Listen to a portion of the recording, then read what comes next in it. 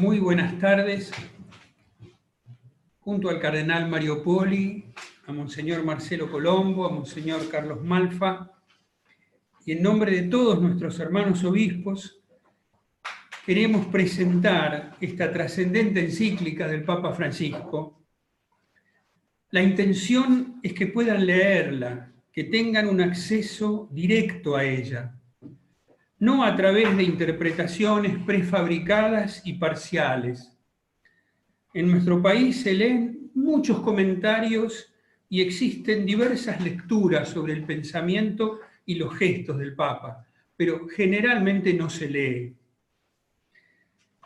En esta lectura de la encíclica, los católicos escuchamos la voz del Espíritu Santo, que nos invita a ser dóciles a su inspiración, para mirar y actuar desde la fe, movidos por este texto del Magisterio Ordinario de la Iglesia, en esta coyuntura tan difícil que estamos viviendo.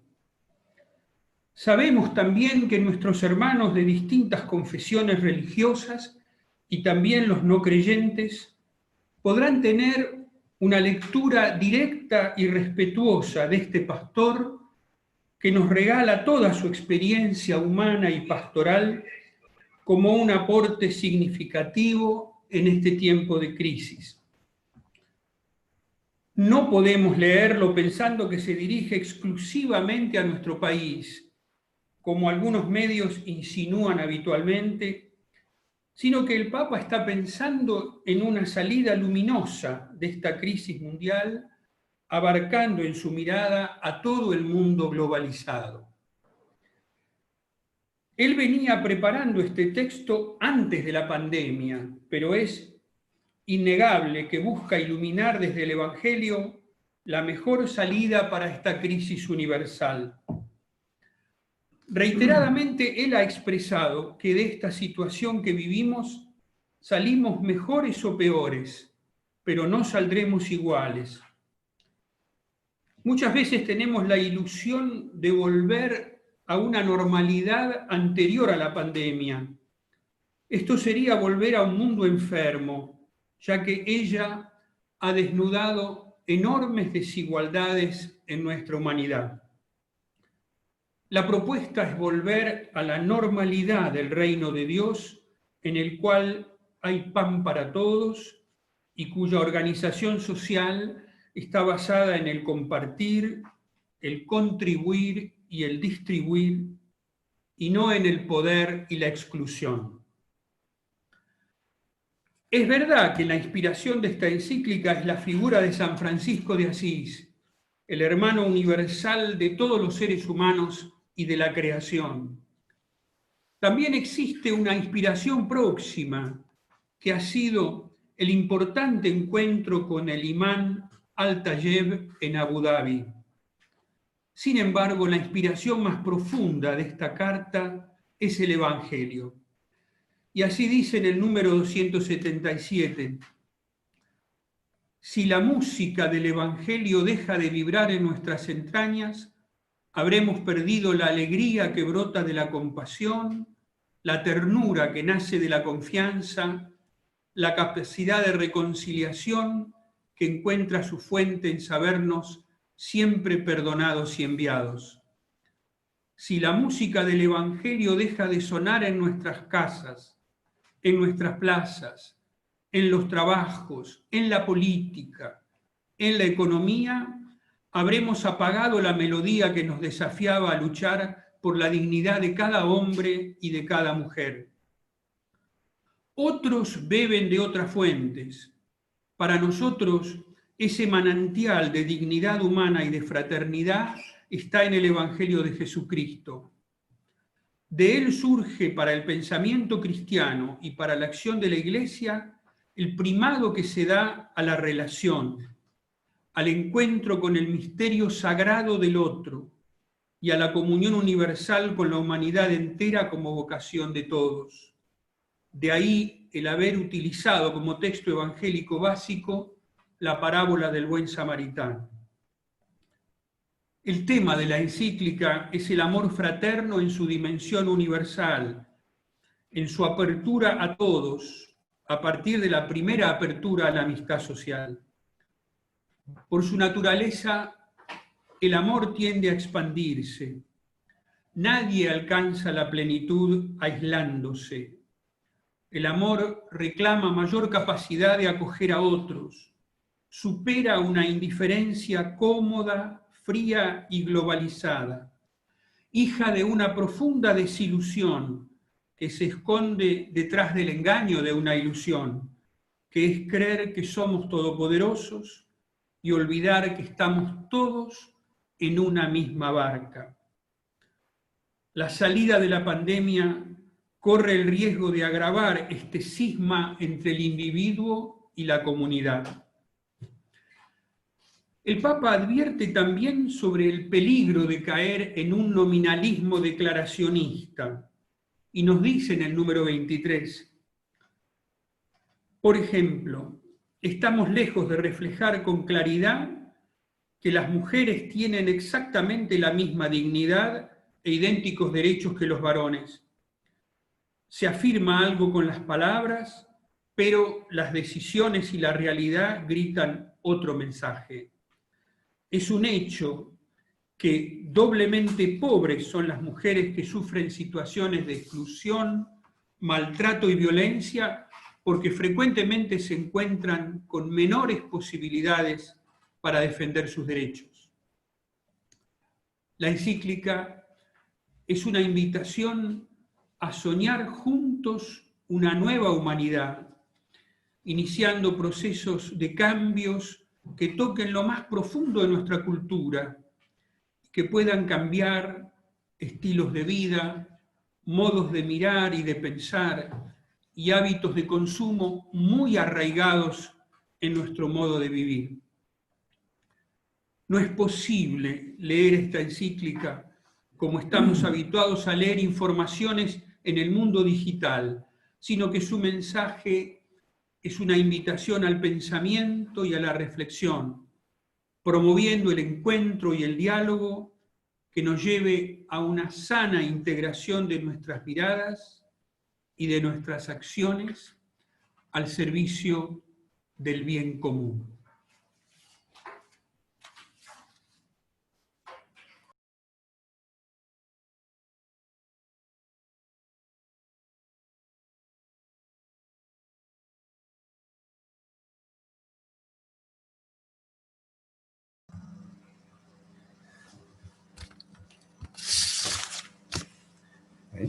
Sí. Bien.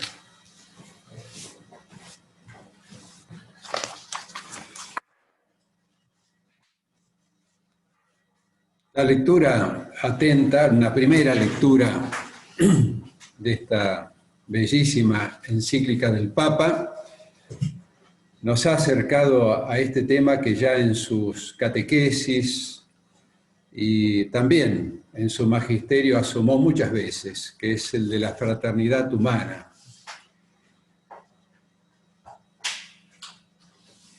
Después de la inspiración evangélica del capítulo 2, de donde va a emanar, digamos, los principios fundamentales del amor cristiano y de este principio de la fraternidad universal, con argumentos antropológicos, pero sobre todo por esta inspiración evangélica.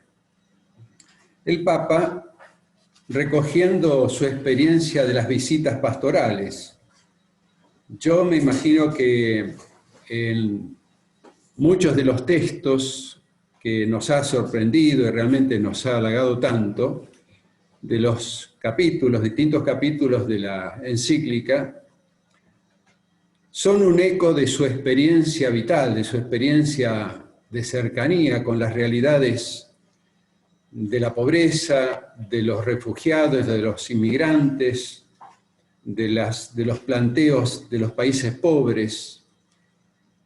Entonces, todo esto se va como reflejando en estas páginas de su encíclica.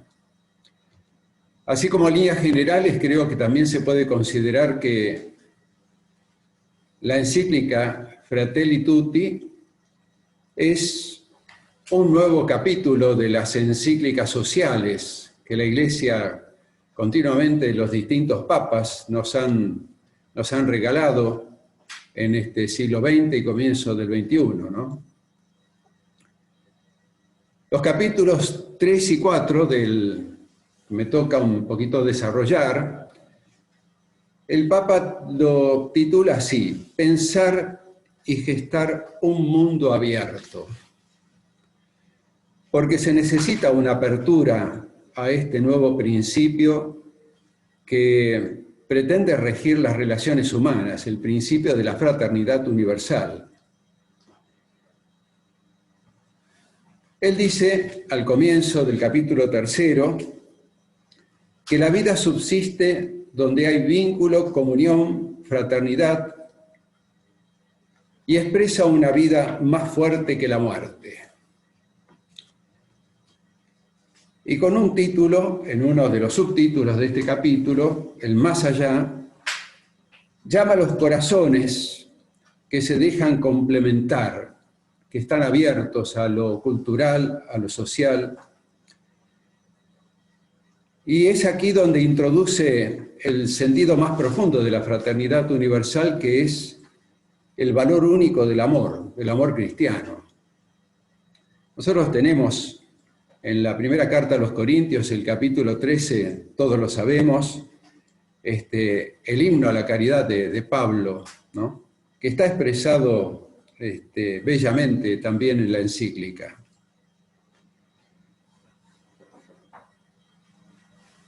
También cita el texto de Mateo 23:8, todos ustedes son hermanos, dice Jesús, cuando expresa precisamente en este dato de la revelación. Jesús nos llama hermanos a nosotros y también nosotros lo consideramos el hermano mayor en la familia de Dios. Hay un dinamismo de la historia, dice el Papa, que hace de las naciones de la tierra una vocación común. Son formas de una comunidad de hermanos. Esta dimensión no es una dimensión política en el lenguaje del Papa, es profundamente humana y lo expresa en la letra de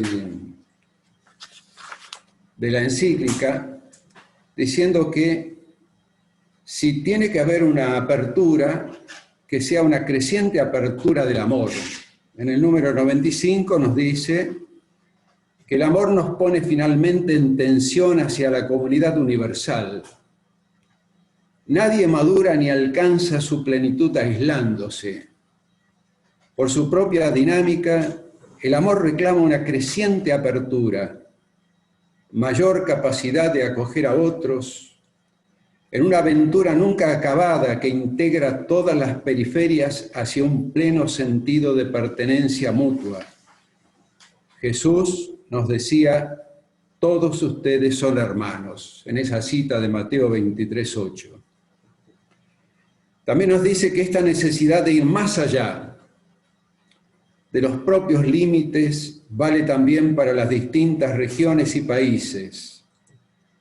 De hecho, el número cada vez mayor de interdependencias y de comunicaciones que se entrecruzan en nuestro planeta hace más palpable la conciencia de que todas las naciones de la Tierra comparten un destino común. En los dinamismos de la historia, a pesar de la diversidad de etnias, sociedades y culturas, vemos sembrada la vocación de formar una comunidad compuesta de hermanos que se acogen recíprocamente y se preocupan los unos por los otros. No es una categoría religiosa, aunque está inspirada en el Evangelio y en la revelación, pero también en la sabiduría humana. El Papa cita varias veces muchos autores de distintas religiones y también sabios de este mundo, donde la fraternidad es siempre un deseo, un desideratum, un deseo a concretar. Él dice que las sociedades abiertas integran a todos.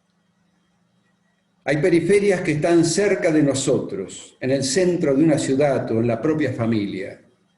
También hay un aspecto de la apertura universal del amor que no es geográfico, sino existencial. Es la capacidad cotidiana de ampliar mi círculo, de llegar a aquellos que espontáneamente no siento parte de mi mundo de intereses, aunque estén cerca de mí.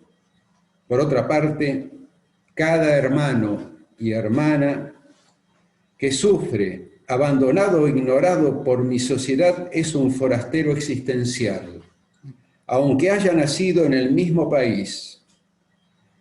Puede ser un ciudadano con todos los papeles, pero lo hace sentir como un extranjero en su propia tierra.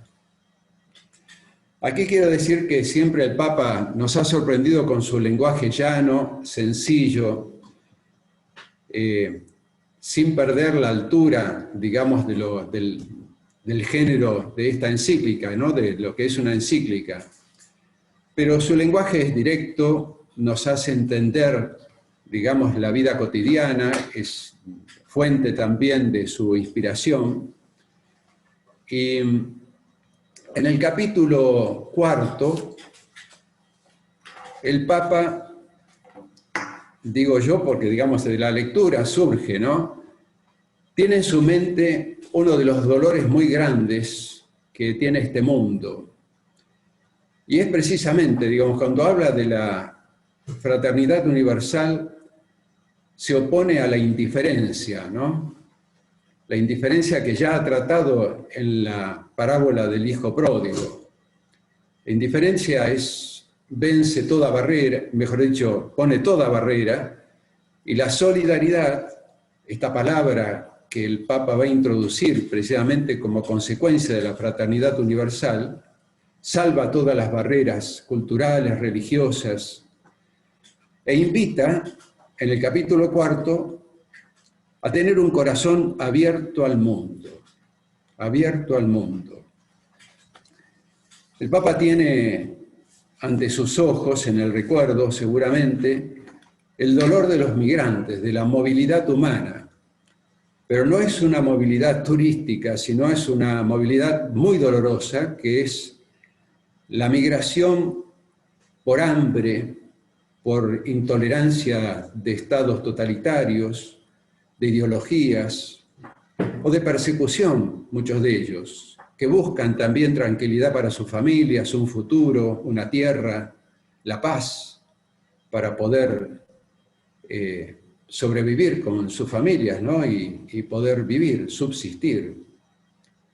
Precisamente pensando en ellos, él nos propone, para ser sensibles ante esta realidad, 4 verbos: acoger, proteger, promover e integrar. Está dicho a todas las naciones, especialmente a todas las naciones que acogen o que tuvieron en la historia capítulos de integración de los migrantes, pero que por distintos motivos en este último tiempo, habiendo sido samaritanas, se han cerrado a este proceso humano, ¿no?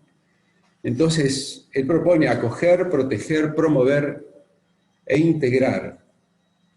Y dice en el número 130 de este capítulo que poner en acción estos verbos implica algunas respuestas indispensables, sobre todo frente a los que escapan de graves crisis humanitarias.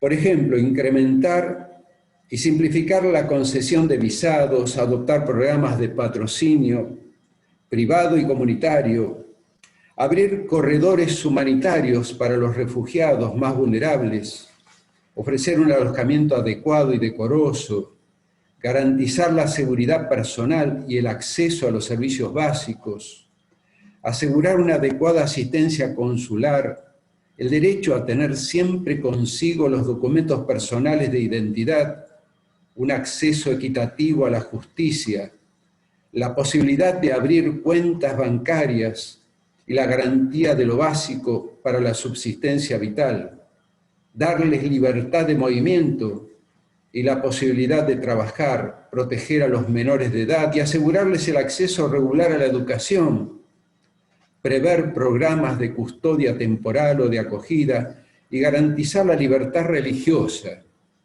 promover su inserción social, favorecer la reagrupación familiar y preparar a las comunidades locales para los procesos integrativos. Si bien el ejercicio o la puesta en práctica de estos verbos favorece a los migrantes, también a los migrantes, como respuesta también y como, digamos, como una respuesta generosa, ¿verdad? Digamos, a quien lo acoge, el Papa habla del concepto de ciudadanía, esto de compartir el mismo derecho de derechos y obligaciones, precisamente.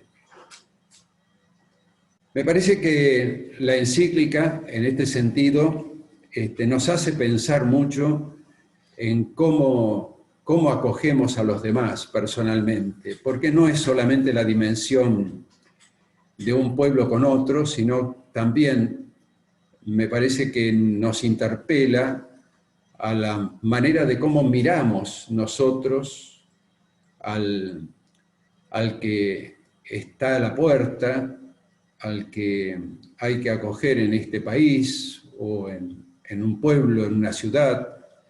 Me parece que el Papa nos pide una apertura del corazón a todos los cristianos y a todos los hombres y mujeres de buena voluntad.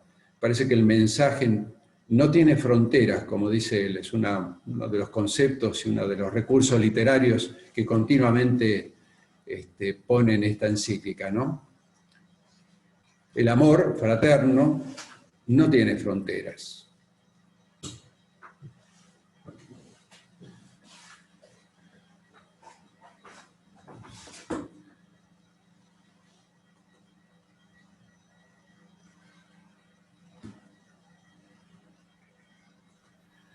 Le damos la palabra a Monseñor Marcelo, que se conecta desde la Arquidiócesis de Mendoza.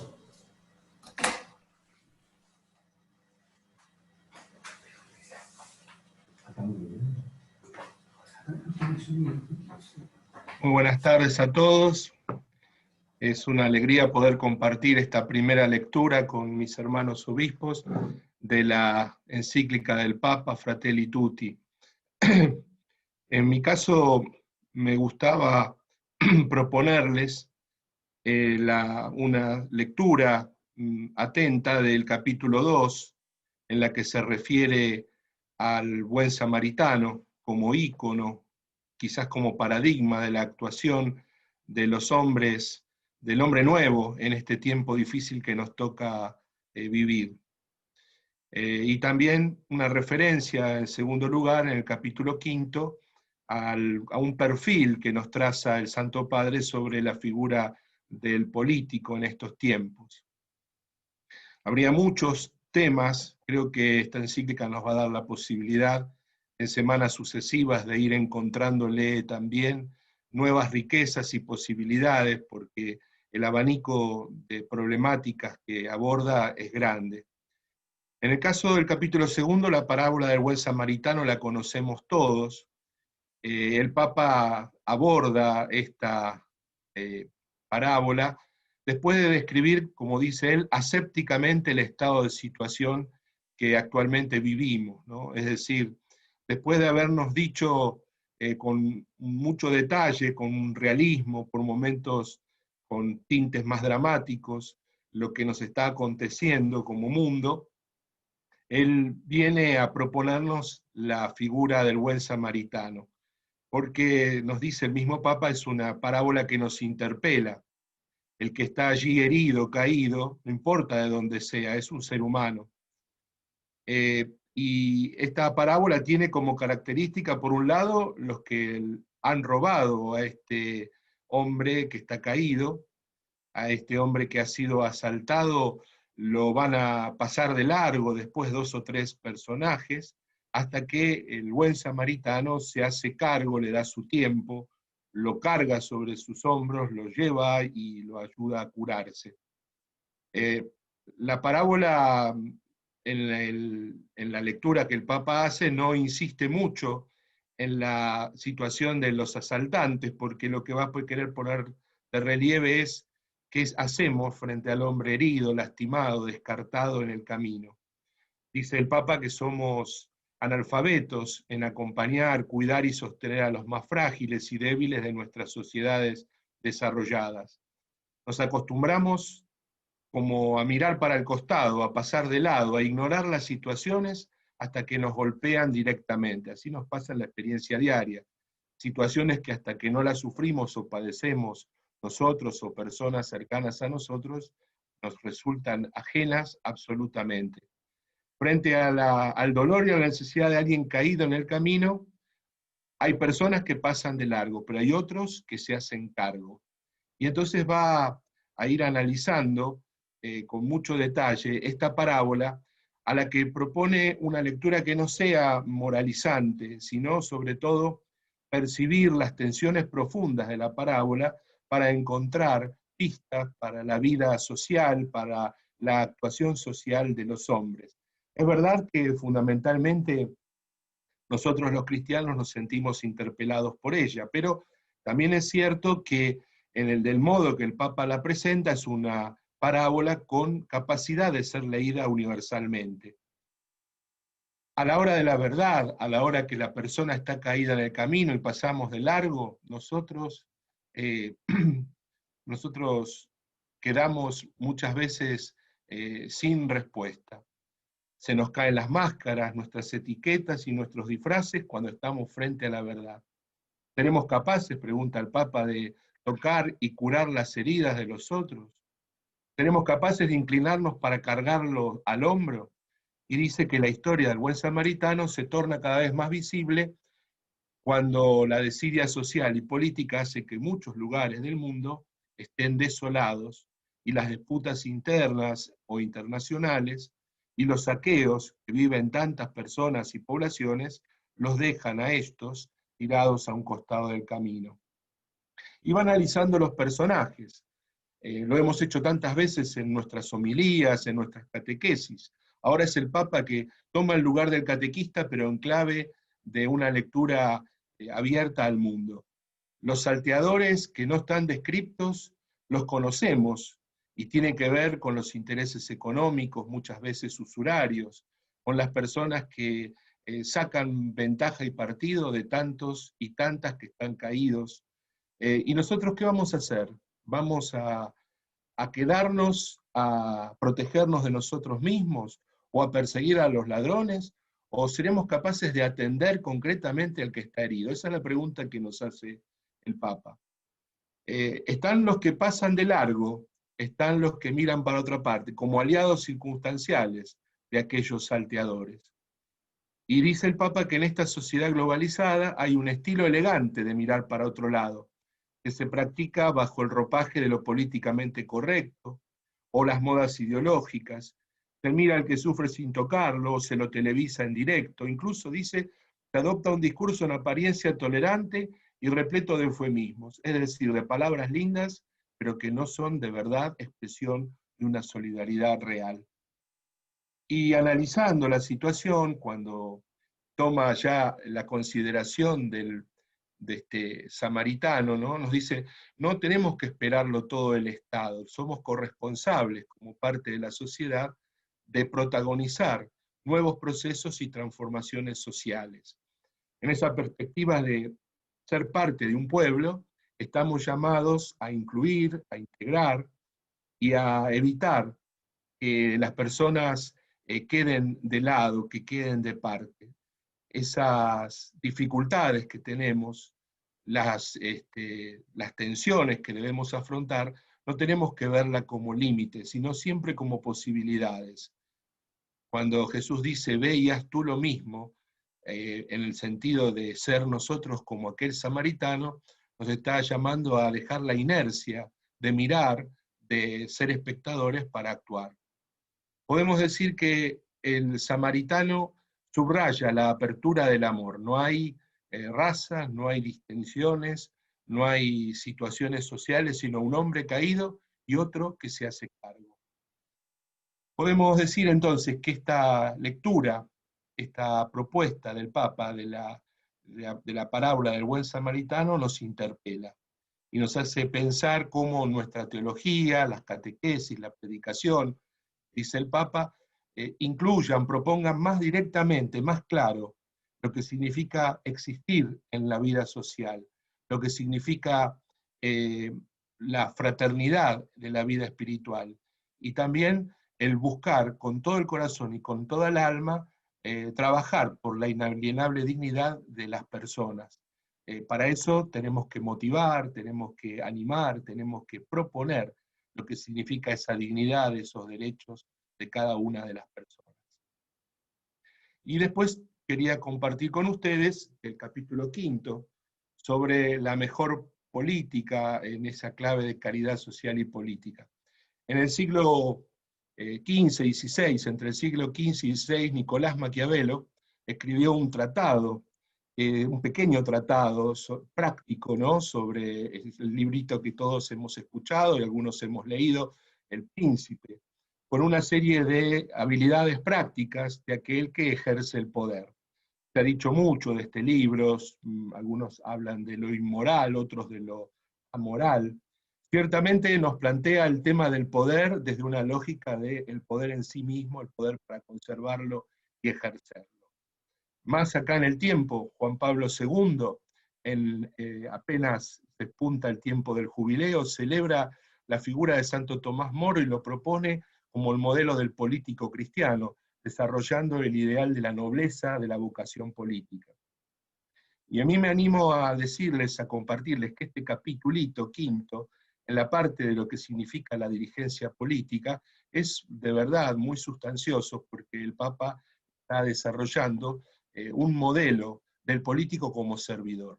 No es el príncipe, es el servidor, es el hacedor, el hombre que ejerce un pragmatismo desde el corazón, que es capaz de superar las tensiones del marketing y el corto plazo para animarse a hacer de la política algo noble donde todos tengan espacio. Y el Papa parte de una pregunta clave que hacen los obispos franceses. ¿Puede funcionar el mundo sin política? Lo dice para disparar la pregunta sobre el valor de la política. Nosotros en Argentina hemos conocido aquello del que se vayan todos, lo hemos padecido. Reivindicar la actividad política, su nobleza superior, su ejercicio por personas concretas que están llamadas a hacerlo de una manera noble, no para sí, sino como un servicio. De esto nos habla el Papa. Dice que la política tiene una preeminencia sobre la economía. No es la economía lo que le debe decir a la política lo que hacer, sino que la política es la que conduce a la economía trazándole el horizonte de los ideales, de los principios. El proyecto lo pone la política y no la economía. En esto el Papa es muy claro para hacernos notar que se necesitan políticos bien plantados de frente a las tensiones del mundo de la economía, para hacer valer la vigencia, el valor de un proyecto a la hora de acompañar procesos sanos de desarrollo de los pueblos. Dice el Papa que una sana política es capaz de reformar las instituciones, coordinarlas y dotarlas de mejores prácticas para superar presiones e inercias viciosas. El siempre se hizo así, el ya lo probamos todos, ¿no? El amor político exige decisión, capacidad para reconocer a cada persona como hermano o hermana y a buscar una amistad social que integre a todos. Dice el Papa que la caridad política requiere capacidad de unirse a otros para generar procesos sociales de fraternidad y justicia. Y que esto significa sobreponerse al individualismo y a buscar la realización plena de la persona en relación con el pueblo al que él pertenece. Hay un sentido comunitario de esa integración de la persona con el mundo de la realidad a la que quiere transformar. El amor social es una fuerza que suscita nuevos caminos, nos dice, para afrontar problemas actuales y renovar estructuras, organizaciones sociales y procedimientos jurídicos. Ese amor social va más allá de cualquier forma de emotivismo, requiere el aporte concreto de las ciencias con las que se auxilia para que haya medidas que sean concretas y eficaces en el desarrollo de estos pueblos. Respecto a la actividad del amor político, dice el Papa que es caridad procurar organizar y estructurar a la sociedad para que nadie sufra miseria. Y por eso es urgente afrontar con decisión todo lo que afecte a los derechos humanos, vulnere la vida de las personas y los pueblos, todo lo que promueva la cultura del descarte. Acá hay algo serio, nos hace notar el Papa, es la dignidad de las personas. Y entonces empieza a desarrollar esta idea del político como servidor, como hacedor. Él no debería preocuparse, dice el Papa, con un realismo propio el que ha vivido, seguramente escuchando muchas veces a políticos o acompañando procesos personales de políticos. No debería preocuparse por la caída en las encuestas, debería preocuparse de evitar que toda forma de exclusión social y política se encarnara en un sistema. Debería tener capacidad de apertura, de escucha, de renuncia, para facilitar el encuentro. En esto el Papa habla también de la ternura, esta capacidad de amar lo sagrado de cada persona en el político, esta posibilidad de desatar procesos, es decir, de animar transformaciones sociales y evitar que la política sea marketing, es decir, algo cosmético.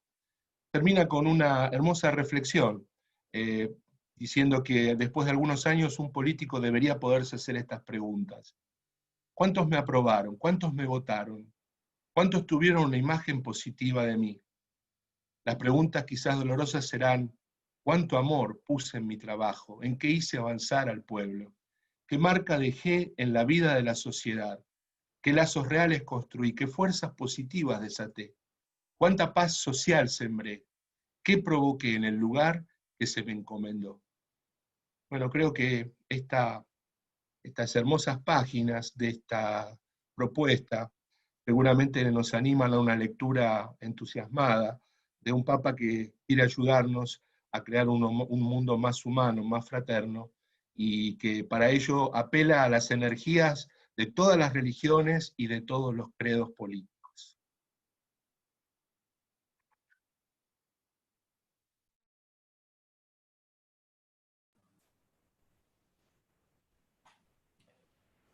En medio de esta tempestad inesperada y furiosa, como él mismo llamó a la pandemia del COVID-19, nuestro querido Papa Francisco nos regala ahora Fratelli Tutti, una nueva encíclica que se engarza en el magisterio social de los papas de los últimos siglos. Fratelli Tutti se nos presenta como un compendio de un pontificado marcado por la construcción de puentes y la cultura del encuentro. Desde la elección de su propio nombre, el Papa asumió la fraternidad, la alegría, la sencillez del Santo de Asís como las grandes líneas de su pontificado. Así, Evangelii Gaudium, Laudato Si, y ahora Fratelli Tutti son expresiones y el legado de su ministerio petrino marcado por palabras y gestos como pastor de la Iglesia Universal y reconocido líder mundial. ¿Quiénes son los destinatarios de esta encíclica? Dice el Papa, la escribí desde mis convicciones cristianas, que me alientan y me nutren. He procurado hacerlo de tal manera que la reflexión se abra al diálogo con todas las personas de buena voluntad. Ir más allá de las distancias de procedencia, nacionalidad, color o religión. El Papa se dirige y abraza a toda la humanidad. ¿Cuál es el tema? Fraternidad y amistad social. Dice el Papa, un humilde aporte a la reflexión para que frente a diversas y actuales formas de eliminar o de ignorar a otros, seamos capaces de reaccionar con un nuevo sueño de fraternidad y de amistad social que no se quede solo en palabras. Y subraya en esto la dimensión universal del amor fraterno, su apertura a todos. ¿En quiénes se inspira?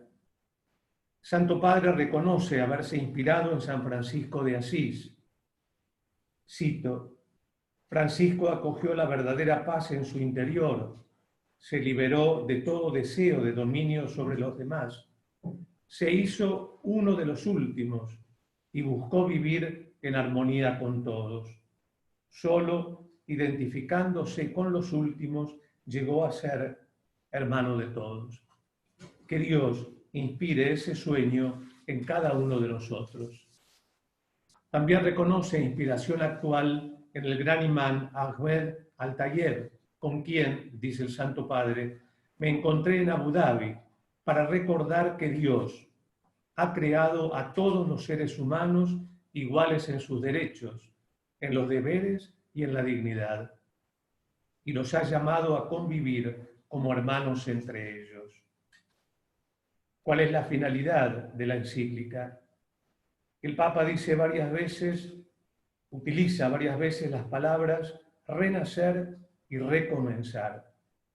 Cito: anhelo que en esta época que nos toca vivir, reconociendo la dignidad de cada persona humana, podamos hacer renacer entre todos un deseo mundial de hermandad, una única humanidad, como caminantes de la misma carne humana, como hijos de esta misma tierra que nos cobija a todos, cada uno con la riqueza de su fe o de sus convicciones, cada uno con su propia voz, todos hermanos.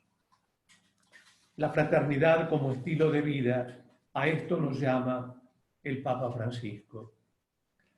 Voy a hacer ahora una referencia al capítulo que el Papa dedica en esta encíclica a las religiones, al servicio de la fraternidad en el mundo. Las religiones aportan la apertura a la trascendencia y los creyentes sabemos, esto dice el Papa, que hacer presente a Dios es un bien para nuestras sociedades. Sin Dios, el hombre y la mujer pierden su dignidad y se transforman en un producto de una evolución ciega que puede ser manipulada. Al hacer presente a Dios, se potencian las fuerzas espirituales que reverdecen y fortalecen a toda la sociedad. El Papa recuerda en este capítulo, una vez más, la necesidad de reconocer el derecho fundamental de la libertad religiosa para los creyentes de todas las religiones, derecho que está garantizado expresamente en los tratados internacionales de los derechos humanos, que destacan justamente la dimensión colectiva de esta libertad fundamental, cuya base debe ser el respeto por la autonomía de las confesiones.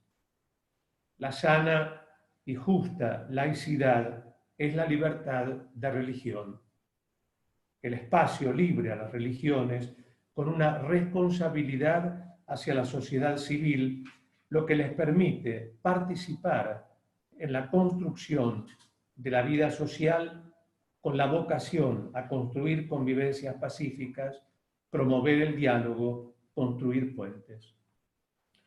Reitera, además, que la violencia no encuentra nunca justificación en las convicciones religiosas, sino en la deformación de las mismas. Y entonces manifiesta: los creyentes nos vemos desafiados a volver a nuestras fuentes para concentrarnos en lo esencial, la adoración a Dios y el amor al prójimo, dado que el culto a Dios sincero y humilde no lleva a la discriminación, al odio y a la violencia, sino al respeto por la sacralidad de la vida, al respeto de la dignidad y la libertad de los demás y al compromiso amoroso por todos.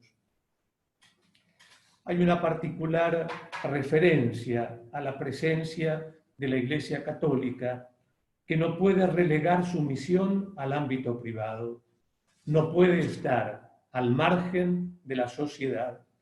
Y cita para esto al Papa Benedicto XVI, cuando dice: la Iglesia tiene un papel público que no se agota en sus actividades de asistencia y educación, sino que busca la promoción del hombre y la fraternidad universal.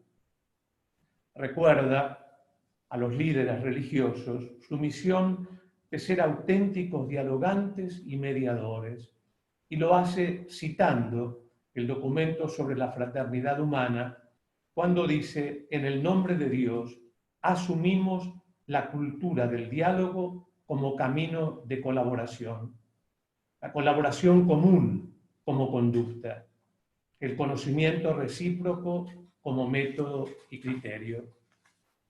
Nosotros podemos celebrar y agradecer y considerar como una fortaleza y una esperanza la sana y constructiva convivencia social entre las religiones.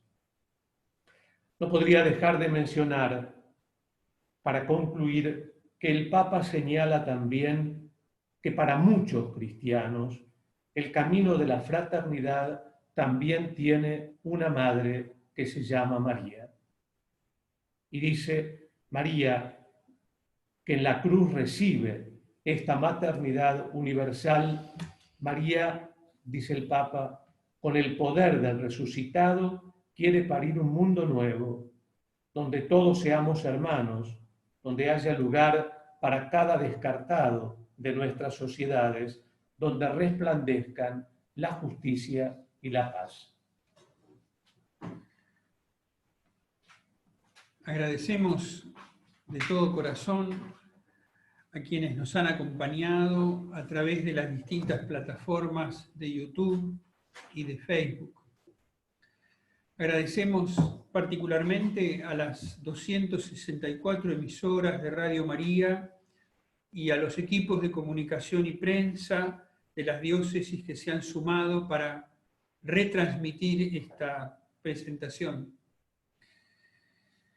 Llevamos en el corazón la bendición para todos ustedes y les deseamos una fecunda lectura de esta encíclica que sin duda va a iluminar todo este tiempo presente, tan difícil, tan especial, y que va a provocar en nosotros esto que el Papa dice: poder vivir este momento de crisis como una verdadera oportunidad para crecer.